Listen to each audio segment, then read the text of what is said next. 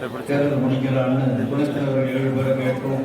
அப்பவும் ஒத்துக்கிட்டாங்க. நானும் ஏதாவது ஒரு பதவி கொடுக்குறோம், ஒரு வாய்ப்பு, ஒரு மரியாதை ரெகக்னிஷன் கொடுக்குறோம் நம்பினாங்க அவங்க.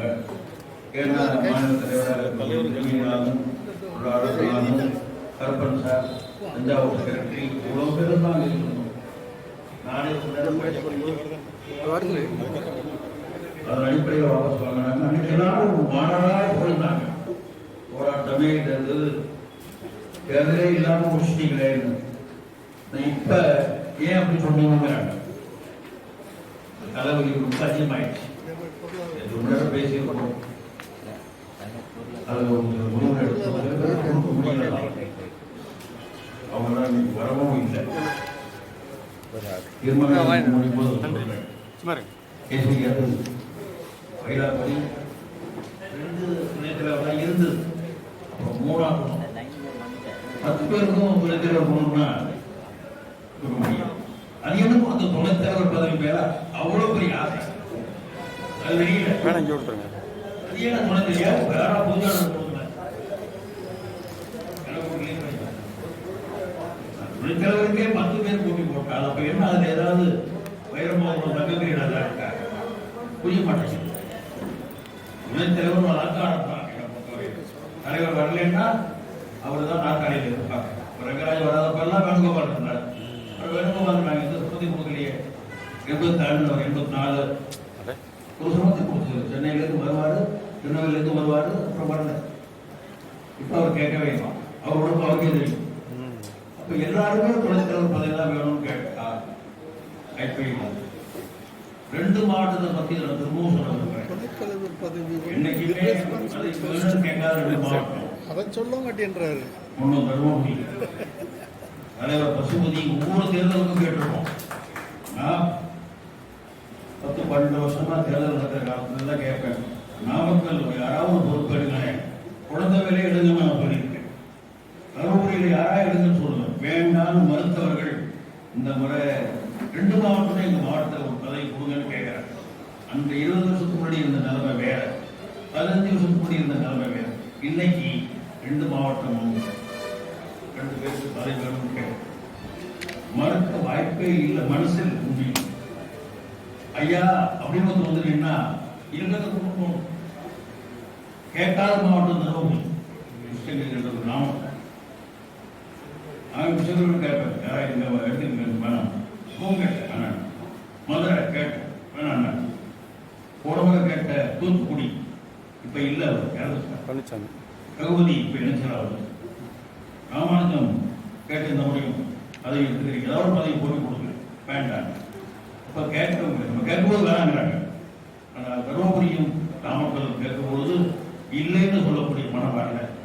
ஸோ அவங்க 2 மாவட்டங்களுக்கும் 2 பதவி கொடுக்கணுங்கிறது தொடர்ந்து ஆட்சியிலிருந்து உறுதியாக இருக்கும். 2வது நம்ம கோயம்புத்தூர் மாநில தலைவர் இருந்த ஊர் தவறு சேவை விட்டுட்டார். ஒருத்தர் கொடுக்கணும் அப்படின்னு ஒரு எண்ணம். அவர் கொடுத்தா இடம் கொடுங்கன்னு ஒருத்தர் நிற்கிறார். மயிலாடுதுறை பக்கேசாமி பதவி போட்டி போட்டார். ஒன்று கொடுக்கறதுக்கு வாய்ப்பு இல்லை, கொஞ்சம் வெயிட் பண்ண சொல்லுவாங்க. திருப்பூர் கிருஷ்ணமூர்த்தி வாய்ப்பு இல்லை. அப்போ என்ன வாய்ப்பு இருக்கோ சில பேர் கொடுக்கணும். தற்காலிகமாக 3 ஆண்டுகளுக்கு 2 துணைத் தலைவர் பதவி, 2 இணை செயலாளர் பதவி ஏற்படுத்துவது. 3 ஆண்டு காலம் அவர்கள் பதவி வைப்பார்கள். பயிலா திருத்த மாட்டோம். பயிலா திருத்தவர்கள்லாம் வாய்ப்பே இல்லை. 4 வருஷமா பயிலா போடுவதற்கு மீண்டும் போய் வந்தேன். பயிலாவோட சீக்கிரமா ஒக்க மாட்டாங்க. தற்காலிகமாக 3 ஆண்டுகள் பதவி வைக்கலாம். தூத்துக்குடிக்கு ஒரு பதவி, தருமபுரிக்கு ஒரு பதவி, நாமக்கலுக்கு ஒரு பதவி, கோவைக்கு ஒரு பதவி என 4 மாவட்டங்களுக்கும் பதவி கொடுக்கலாம். நேற்று பேசி ஓரளவு அது நேற்று கூட்டத்தில் விவாதம் நடந்தாலும் கூட எல்லாரும் பேசிட்டாங்க. திருநெல்வேலிக்கு கொடுத்துட்டு இருந்தோம், அவர் வேணான்ட்டாங்க. அதனால தூத்துக்குடி கொடுக்கணும்னு முடிவெடுத்து அது ஒப்புதல். 3 மாநில நியமன செயற்குழு உறுப்பினர்கள் போகணும். ஏன்னா ஒரு முக்கியமானவர்களுக்கு ஒரு ரெகக்னிஷன், நமக்கு ஆஃபீஸில் வந்து வேலை செய்யறதுக்கு அப்படின்னு ஐநப்பிள்ளை நிர்வாகிக்க வந்துட்டார். ஆனால் அந்த ஒரு பதவி காலியாக இருக்கு. அதை தாண்டி இன்னும் 2 செயல்பாடு போடலாம், 3 அதிகமாக்கலாம், யாருக்காவது வாய்ப்பு கொடுக்கலாம்னு நினைச்சிருக்கோம். ரிசர்வேஷன் வைக்கும்போது ப்ரொசீட் பண்ணுறேன்.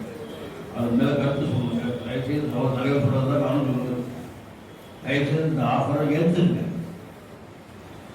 எனக்கு தெளிவாக ஒருத்தர் என்ன கமிட்டியில் போடாதீங்கன்ற எத்தனை தொழிற்சலைவர் பதவி கிரியேட் பண்ணுறது, என்ன கான்ட்ரிபியூட் பண்ண முடியும்?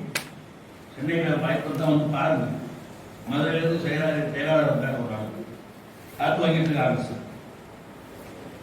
அவர் 1 மணி நேரம் எடுத்துக்கிறார் உட்காந்து பேசிக்கணும். வேலைகள் இருக்கும் பொழுது சிரமமாக இருக்கும்.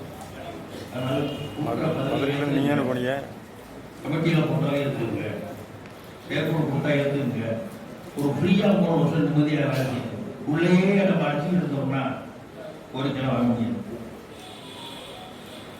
குழுக்கள் போடுறதோட நோக்கம் அவர் பர்பஸை நிறைவேறணும். பேருக்கு அலங்காரத்துக்கு ஒரு குழு போட்டு பிரயோஜனம் என்ன நினைக்கிறோம் அதை பற்றி சொல்கிறேன். சப்ஜெக்டில் விவாத பொருள்களில் இருக்கக்கூடிய விஷயங்களை பற்றி மாவட்டங்கள் கருத்து சொல்லுங்க. அதனால அந்த பட்டியல் நான் படித்தேன், அதை பற்றி நீங்கள் பேசுறது சரியா? விவாதத்துக்கு முன்னாடி அது